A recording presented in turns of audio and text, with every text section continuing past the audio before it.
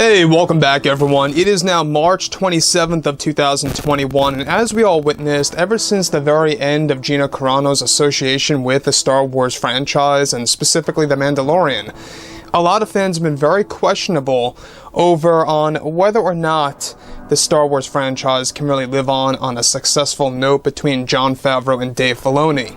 This is Mike Zero. Make sure to subscribe if you are new to the channel for future Star Wars content.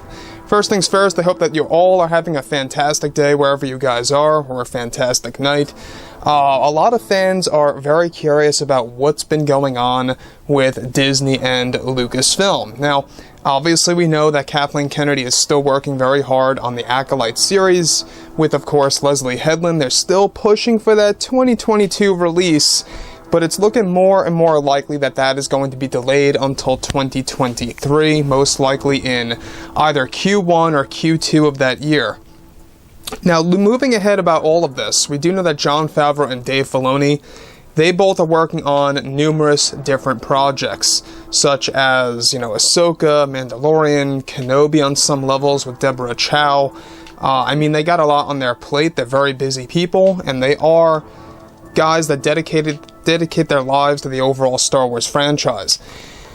Now, here's the other thing, is that we also know that a lot of setbacks were put into place for the Mandalorian series, all because of what happened to GINA Carano. I know a lot of you guys out there have been very much angered of how Disney and Lucasfilm handled the entire situation, and I too, I know that they handled it in a very poor and unprofessional way, to the point where it made me look at Disney and Lucasfilm in a very different light. You would think that they would have called her into an office or through a phone call, but even that's unacceptable. A phone call, even if they did that, I still would have been like, what the heck? They should have had her come into the office, done things in private, and let her go like that. Instead, they chose to do everything through social media. Now, with that being said, now that both Jon Favreau and Dave Filoni are busy developing their new Star Wars projects, such as Ahsoka and Mandalorian, some setbacks have also been put in place for Season 3 of Mando.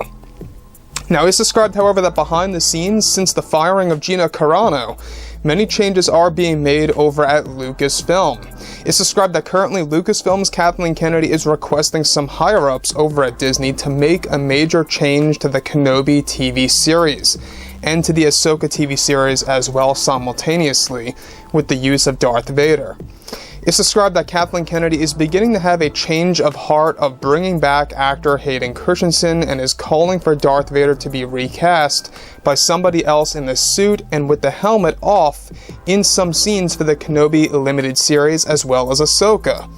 Now, Vader is set to also have major scenes in the Ahsoka series, through the Worlds Between Worlds, and several key scenes, where Kathleen Kennedy even brought this up to Disney CEO Bob Chapek, calling for Hayden to be replaced by somebody else to portray the role of Darth Vader.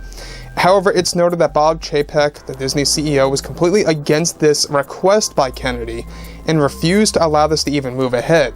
However, some members of the board are in support of this, looking back at the stigma of Hayden's acting in the prequel trilogy, and are in support of Kennedy, while other members of the board at Disney are against Kathleen Kennedy's concept to replace him. Rest assured, it's described that Hayden will not be getting replaced for either project, but that Kennedy, however, does not have a major issue with, of course, other members of Lucasfilm that are in support of her, but she does have an issue with Hayden's return, as this was really Jon Favreau's idea that he himself pushed to make it actually happen. Now, let me just say one thing right here, is that it's very much a disgrace, to me at least, that some members of the board over at Disney would even look back at the prequels and say, hey, his performance wasn't all that great over 10 years ago, which is a long time. Let's just not bring him back in the Kenobi and Ahsoka series, and let's listen to Kathleen Kennedy. Thankfully, that is not going to be the case. I just want to make that clear. Hayden is to stay, but Kathleen Kennedy is pushing for this to happen. She wants him gone.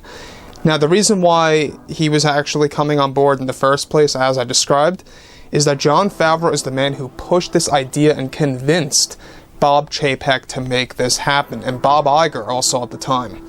Jon Favreau is the man who convinced Iger and Chapek to bring back Hayden. convincing them that this would draw in a lot of the prequel trilogy fans to the Kenobi series. It really was the best way to do that. Now, obviously, Kathleen Kennedy does not like prequel trilogy content. We even actually heard her talk about this when she was promoting The Force Awakens, that they really wanted no prequel trilogy references in that film because they felt that it would have had a big negative impact on The Force Awakens movie.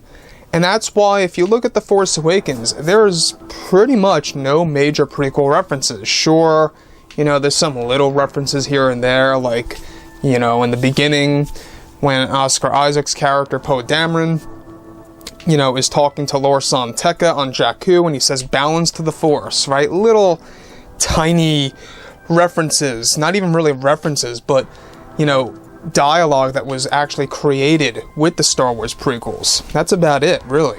I mean, nothing major. It's not like we really explored, you know, major worlds like Coruscant of the prequel trilogy and The Force Awakens or anything. Now, with that being said, too, this is where things begin to pick up and get a little bit more complex.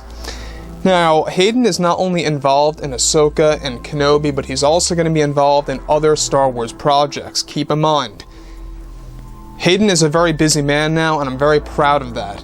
You know, I know that he stepped away from acting and focused on farming for numerous years, and he's still doing that, mind you. But now he's slowly getting back into Star Wars, and basically Kenobi and Ahsoka are going to be the testing grounds, alright? It's going to be him testing the waters to see how the fans are going to like him in these two TV shows. He's going to be playing both Anakin and Vader in both shows. And that's going to be a gateway for Hayden to prove himself to other TV shows on Disney Plus associated with Star Wars. Not just live action, but also animated, doing voiceover work. So I think that this is very exciting. I think that this is a gateway for Hayden to redeem himself as an actor and kind of prove to some of the fans that did not like him that he can maybe, you know, provide something very great for them in their eyes, at least, for the Kenobi and Ahsoka series.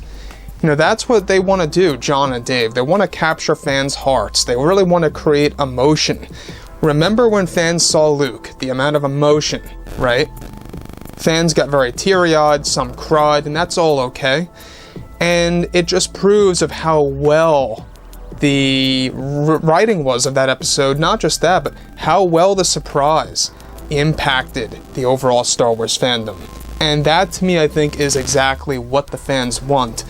They want those special moments that really hit their hearts and make them remember. I know that I remember, you know, back in late 2020, when we had the entrance of Luke once again, and at that point in time, it was roughly just 1 year after the release of Rise of Skywalker. Jon Favreau did this in just a year to really unite the fandom.